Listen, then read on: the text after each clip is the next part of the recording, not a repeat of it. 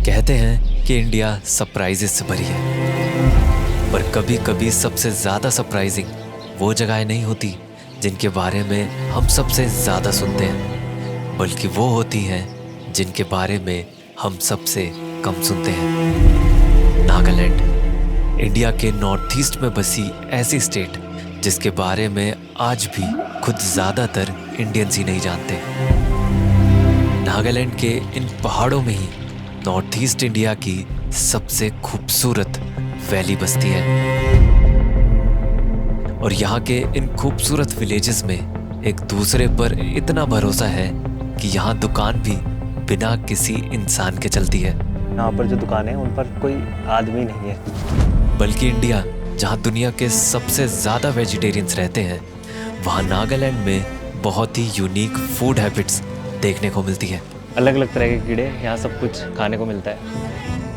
अब ये देखने में कितना ही गंदा लगे, पर यहीं पर इंडिया के कुछ सबसे क्लीनेस्ट और साफ सुथरे गांव भी हैं। ऐसे ही कुछ और अनसुने और अनदेखे पहलू इस अनोखी जगह के देखने मैं आया हूँ यहाँ के एक खूबसूरत विलेज में, जिसका नाम है विस्वेमा।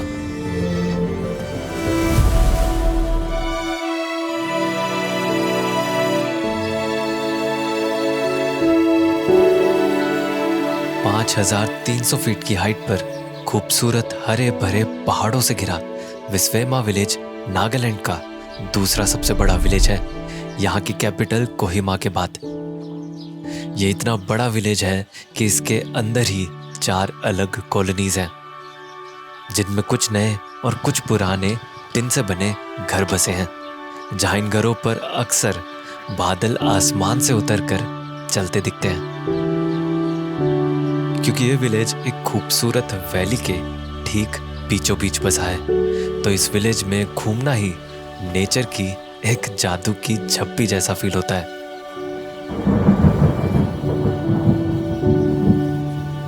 पर मैं जब आया तो यहाँ बस रात होने ही वाली थी। एक तो नागालैंड इंडिया के ईस्टर्न मोस्ट पार्ट में आता है, तो यहाँ दिल्ली के कंपैरिजन में लगभग 1.5 घंटे पहले ही सनसेट हो जाता है। और क्योंकि ये विलेज टूरिस्ट मैप पर नहीं है, इसलिए यहाँ एक होटल भी नहीं है, बस 1-2 होमस्टेज हैं जो अभी ऑपरेशनल भी नहीं थे। तो मेरे पास बचा था बस यहाँ किसी लोकल के घर में रहने का ऑप्शन। और किस्मत से कुछ देर में ही मुझे एक नागा घर में जगह मिल गई थी।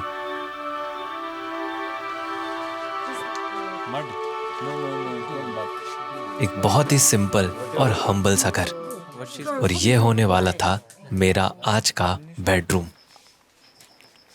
तो अभी आज मैं जिस जगह पर रुका हूँ वो यहाँ का एक नागालैंड का इसी गांव का एक ट्रेडिशनल घर है, और उस घर के एक कमरे में हूँ मैं।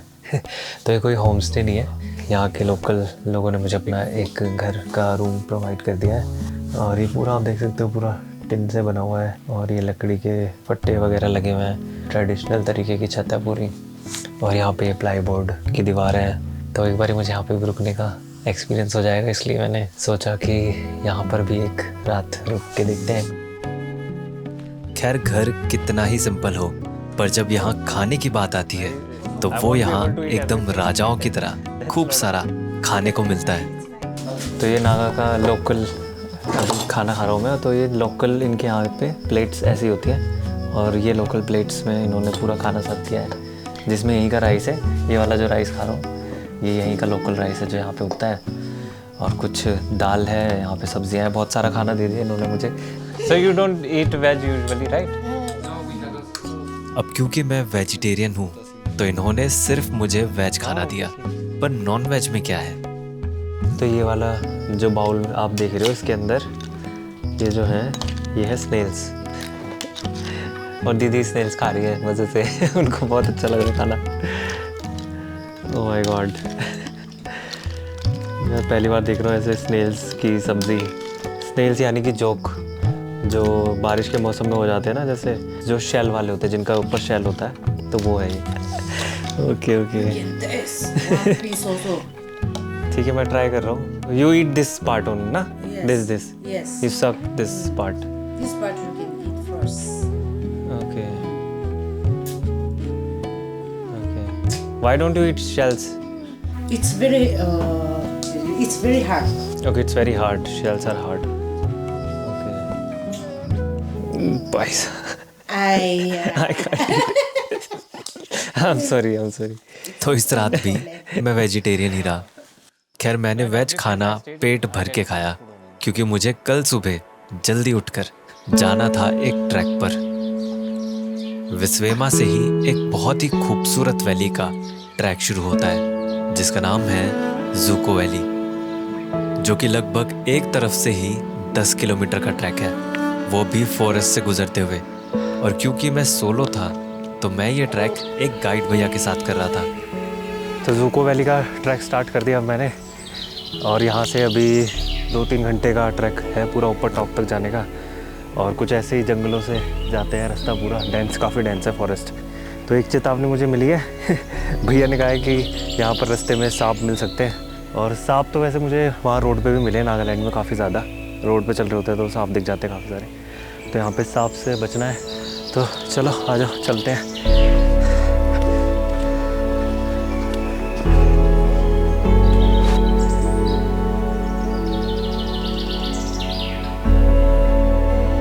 अभी ट्रैक करते हुए बस 10 मिनट हुए हैं और थकान हो गई यार। मतलब रास्ता स्टार्ट तो बहुत वाइड हुआ था, अभी धीरे धीरे बहुत नैरो हो गया है और ज़्यादा स्टीप होता जा रहा है। बहुत खड़ी चढ़ाई है, स्लिपरी भी है बहुत ज़्यादा। वैसे देखने में काफ़ी ज़्यादा अच्छा लग रहा है। ये पूरे फॉरेस्ट में ना बादल आ गए, पूरा फॉग सा हो रहा है।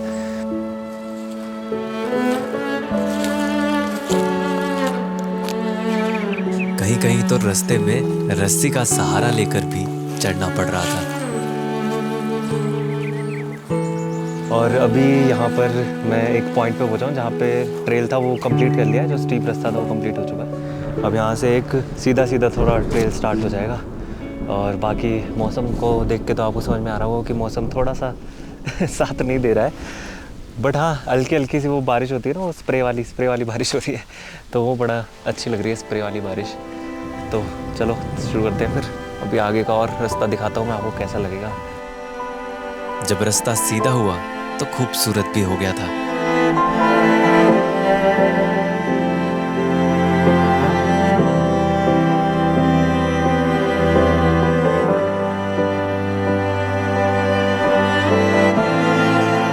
पर ये जो सीधा रास्ता था उसमें कई फीट ऊंची घास से होकर चलना पड़ रहा था।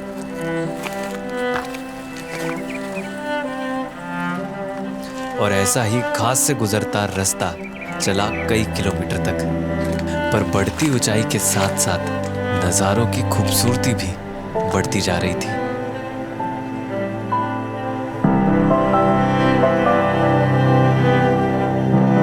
इन खूबसूरत नज़ारों को देखकर वैली तक पहुंचने की एक्साइटमेंट भी बढ़ती जा रही थी।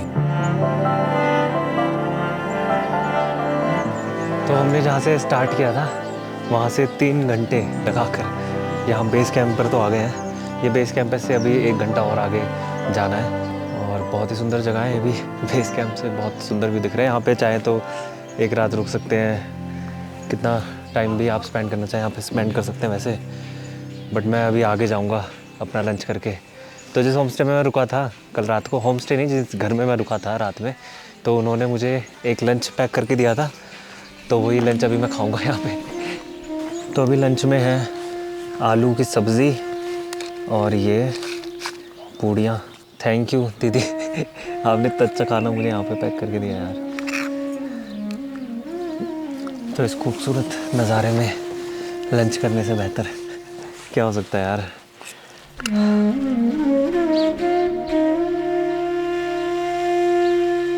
तो बस थोड़ा रेस्ट करके और पानी भरकर हम चले ज़ूको वैली के और करीब। और बेस कैंप से निकलते ही ये खूबसूरत वैली शुरू हो जाती है।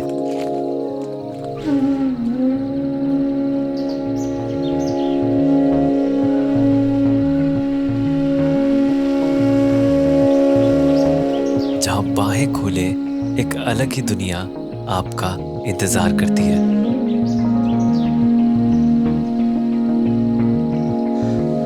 ओह, तो फाइनली 4 घंटे के ट्रैक के बाद करीब 10 किलोमीटर डिस्टेंस ट्रैवल करने के बाद इस स्वर्ग में एंट्री हो गई है। बहुत खूबसूरत वैली है यार, ये बहुत ही खूबसूरत वैली है। सपने जैसा लग रहा है पूरा, ये पूरा का पूरा एरिया सपने जैसे लग रहा है।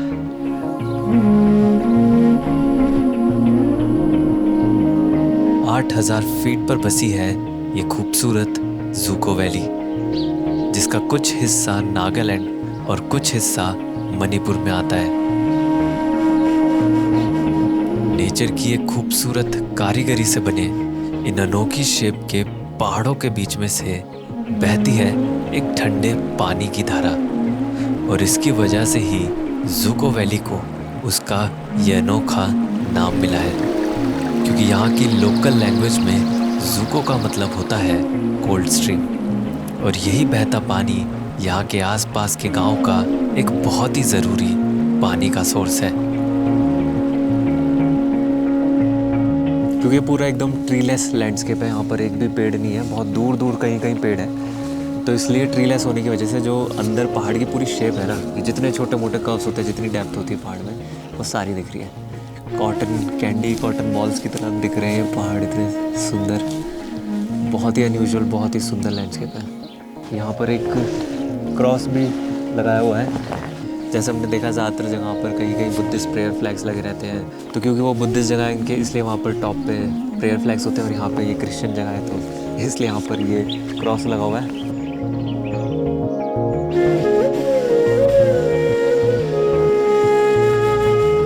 कहीं कहीं ये ऐसे येलो फ्लावर्स भी लगे हुए हैं यहाँ पर पूरी वैली में। जब ब्लूमिंग होने का सीज़न होता है तो इससे भी ज़्यादा फ्लावर्स हो जाते हैं यहाँ पे, पर अभी भी कहीं कहीं पैचेस दिख रहे हैं येलो फ्लावर्स के, या फिर कुछ कुछ वायलेट फ्लावर्स भी हैं यहाँ पे। अब इतनी खूबसूरत जगह, यहाँ से जाने का मन तो कर नहीं रहा है, बट वापस भी जाना है यहाँ से। यहाँ से वापस जाते समय जब हम उसी पॉइंट पर पहुंचे जहाँ सुबह थे, तो फॉग ने जो खूबसूरत नज़ारा छुपा रखा था वो अब बिल्कुल रूबरू था।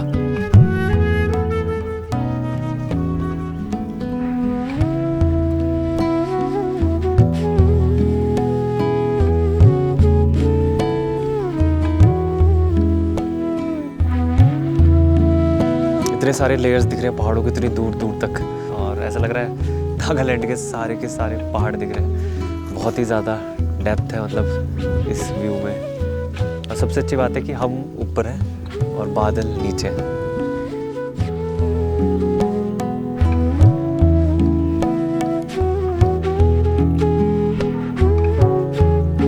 इस सफ़र में और आगे जाने से पहले आप लोगों से कुछ बात कहनी है। जैसे ट्रैवल करते हुए आप एक अलग नज़रिए से दुनिया को देख पाते हो, और नई जगहों में घूमकर नए लोगों से मिलकर कितना कुछ सीखने को भी मिलता है। वैसे ही अगर आपका मन है बिजनेस स्टार्ट करने का, या आपका कोई बिजनेस है, तो आपको नए एक्सपीरियंसेस और नए लोगों से मिलकर बहुत कुछ सीखने को मिल सकता है ओडू की वजह से, जो कि एक बिजनेस मैनेजमेंट प्लेटफॉर्म है जो ऑर्गेनाइज कर रहे हैं ओडू कम्युनिटी डेज, एक ऐसा इवेंट जिसमें 20,000 से भी ज़्यादा लोग आने वाले हैं, जिसमें creators, tech experts, business owners सब एक जगह होंगे, और 200 से भी ज़्यादा टॉक्स में अपने नॉलेज और एक्सपीरियंसेस को शेयर करेंगे। और क्या पता अपने स्टार्टअप के लिए आपको इन्वेस्टर भी यहीं मिल जाए। और ये सब एक्सपीरियंसेस और नेटवर्किंग करने के साथ साथ आपको एक आफ्टर पार्टी एंजॉय करने का भी मौका मिलेगा। बल्कि इस इवेंट की एंट्री भी फ्री है, जो कि 13 से 14 अगस्त को होगा गांधीनगर के महात्मा मंदिर में। तो अगर इस अपॉर्चुनिटी को मिस नहीं करना है तो डिस्क्रिप्शन के लिंक से रजिस्टर ज़रूर करना। ट्रैक से लौटने के बाद मुझे विस्वेमा गांव को और नागा कल्चर को और अच्छे से समझना था, तो बस इसकी गलियों में घूमने लगा। Hello, good morning. यहाँ कुछ लोगों को हिंदी तो नहीं पर इंग्लिश समझ आती है, लेकिन जिनको वो भी नहीं आती तो उनसे बस हंसने में ही बात होती है।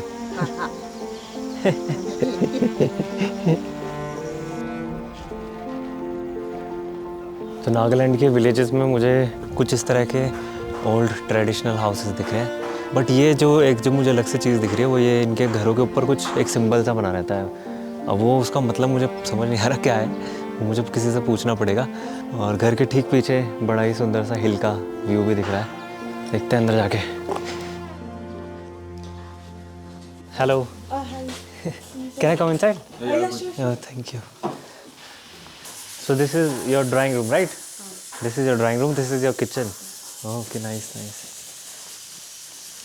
Kitchen is very huge.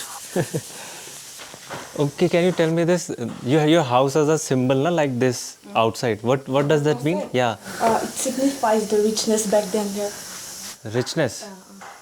Okay, richness as in Like, rich people used to do this. Okay. So only rich people put this symbol on their houses. Okay, okay. we have father's time, na? Okay, in forefathers times. Okay. So it's part We of. have this in the house, right? Okay, it's part of your culture.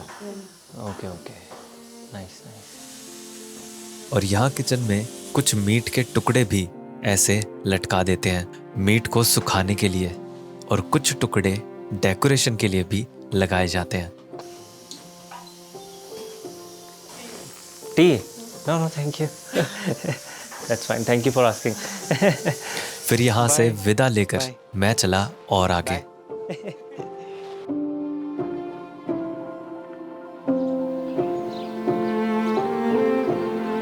अब क्योंकि यहाँ ज्यादातर Christians लोग रहते हैं, तो यहाँ बहुत सुंदर चर्चेस भी देखने को मिलते हैं, और ये है विस्वेमा का सबसे बड़ा चर्च।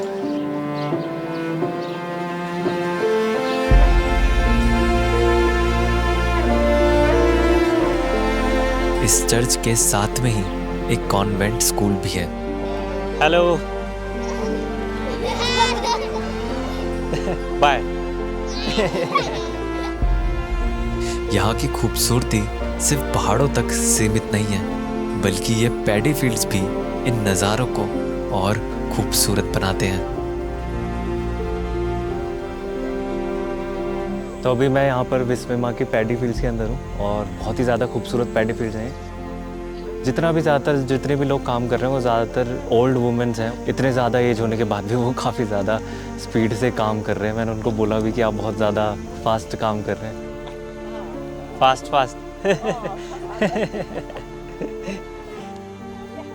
इनमें से कुछ फार्म्स ऐसे हैं जहाँ रेड राइस उगती है। रेड राइस तो मैंने कभी सुनी भी नहीं थी, तो यहाँ पर रेड राइस भी उगती है। तो यहाँ पे आप ये जो चावल देख रहे हैं ना, ये बास्केट में, ये यहीं की पैडी फील्ड से उगाया हुआ है, और ये बहुत ही ज़्यादा अच्छी क्वालिटी का है। और मैं रेड राइस पहली बार देख रहा हूँ।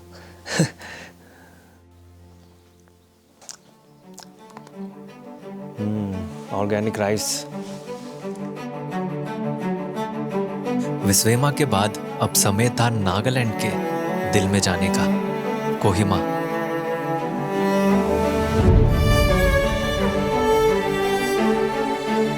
साढ़े 4,000 फीट पर पहाड़ों पर बसा नागालैंड का खूबसूरत शहर।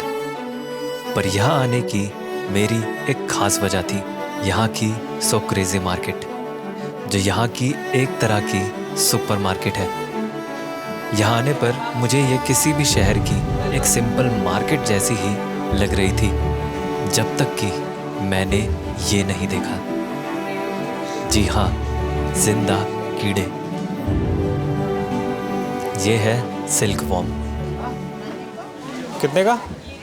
कितने का? प्लेट में एक प्लेट 200? अच्छा। किलो में 800। किलो में 800। कैसे खाते हैं इसे? भुन के क्या? रोस्ट?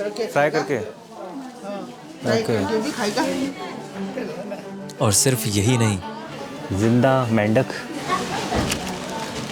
बड़े मेंढक, चूहे, कीड़े, अलग अलग तरह के कीड़े, यहाँ सब कुछ खाने को मिलता है। यहाँ वो सब कुछ मिलता है जो आपने कभी इमेजिन भी ना किया हो। पर ये सब कीड़े मकोड़े खाने की वजह है नागालैंड का ट्राइबल बैकग्राउंड। पहले के ज़माने में लोग जंगलों में रहते थे, तो लोगों ने सीखा था नेचर के साथ सरवाइव करना, और वही सर्वाइवल इनके खाने में झलकता है, जो आज भी नागालैंड के कल्चर का एक अहम हिस्सा है। अगर नागालैंड का ये खाना देखकर आप नागालैंड के लिए कोई अपनी राय बनाएं, उससे पहले आप ये अगला विलेज ज़रूर देखना। नागालैंड के घने जंगलों के बीच एक पहाड़ी पर बसा है ये खूबसूरत विलेज खोनोमा।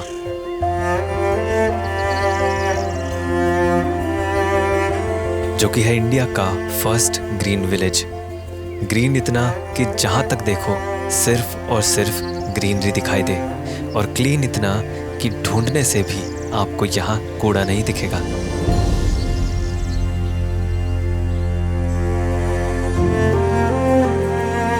को यहाँ की गलियों में घूमकर भी ऐसा लग रहा है कि बहुत ज़्यादा नेचर से घिरे हुए हैं। मतलब कहीं ये फूल हैं, कहीं ऐसे पेड़ दिख जा रहे हैं। ये स्पेस ही ऐसे लगी हुई है जैसे इसका हिस्सा है, नेचर का हिस्सा है, फॉरेस्ट का हिस्सा है।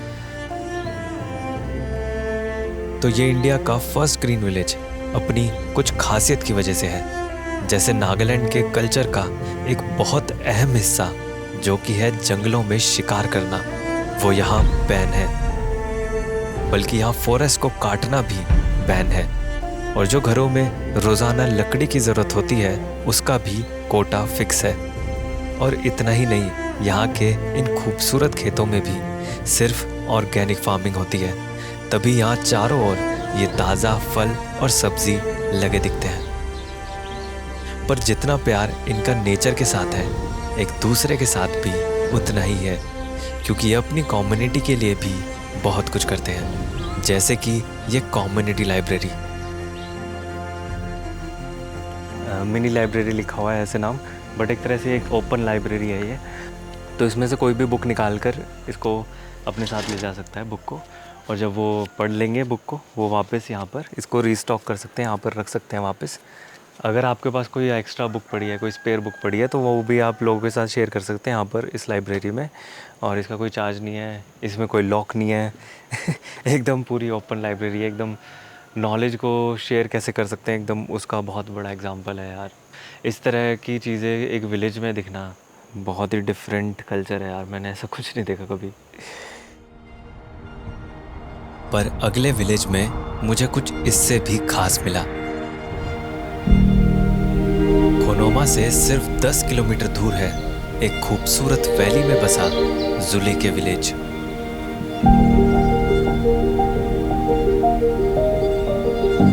चारों ओर खूबसूरत हरी वादियों से घिरा है जुली के, जहां कुछ खूबसूरत लकड़ी के घर बसे हैं। पर ये इतना छोटा विलेज है कि यहाँ गिनती के सिर्फ 35 घर ही हैं, जिनके आसपास कुछ पीच या आड़ू के पेड़ हैं।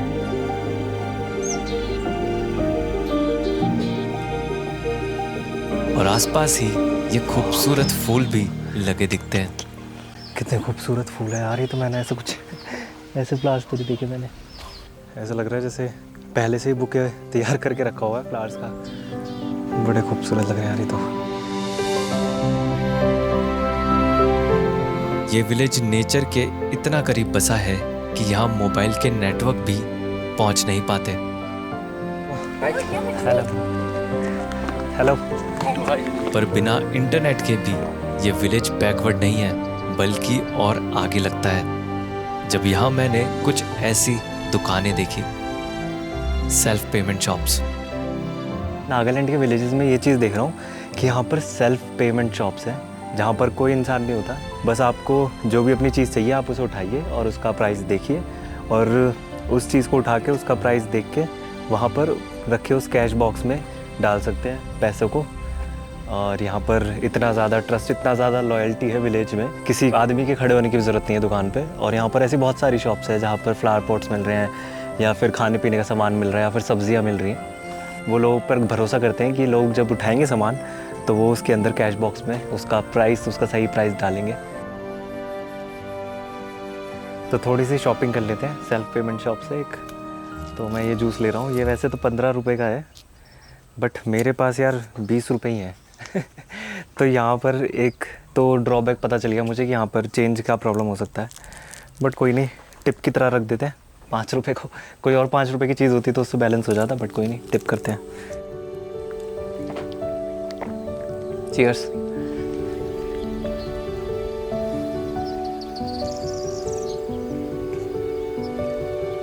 जब नागालैंड जैसी एक बहुत ही अनोखी जगह पर आते हैं तब जिंदगी को जीने का एक बिल्कुल नया तरीका समझ आता है। चाहे यहाँ का अनोखा कल्चर हो, नए लोग हो या उनका रहन सहन। जब इन्हीं सब नए तरीकों को आप भी जीते हो तो अंदर ही अंदर एक नया नजरिया भी जन्म लेता है। एक ऐसा नजरिया जो सिर्फ लोगों के कपड़ों, बोली या जुबान पे नहीं रुकता, बल्कि उनको समझने या जानने का भी सब्र रखता है। और शायद यही नजरिया होता है जो हमें आजाद करता है अपनी पहले से बनाई सोच और असलियत से। कभी कभी तो हम खुद को भी अपनी इन्हीं बनी बनाई सोच में ही कैद रखते हैं, पर यही नजरिया हमें आजाद करता है इस सोच से कि हमें वो बनने की जरूरत नहीं जो हमें होना चाहिए, बल्कि हम वो बने जो हम हैं।